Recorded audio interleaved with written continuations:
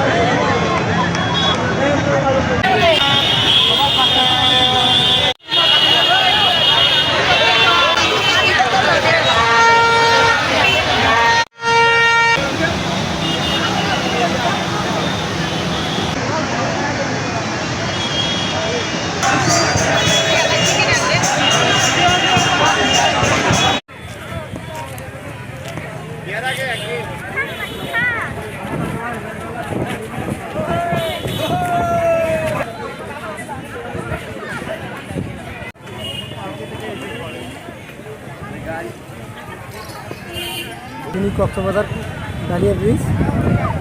মামুনুর রশিদ মামুন, আমি এসছি পাটগ্রাম থেকে।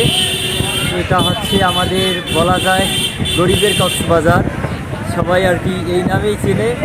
এবং এটি অনেক দূর দূরান্ত থেকে লোক আসে এখানে দেখার জন্য, আনন্দ করার জন্য, উপভোগ করার জন্য। এখানে অনেক কিছু দেখার আছে, যেমন নদী, স্পিডবোট, আবার অনেক কিছুই আছে। আর দূর দূরান্ত থেকে এখানে আসে পর্যটকরা, এসে এখানে পিকনিক করে, আনন্দ করে, মজা করে। আপনারাও চাইলে আসতে পারেন।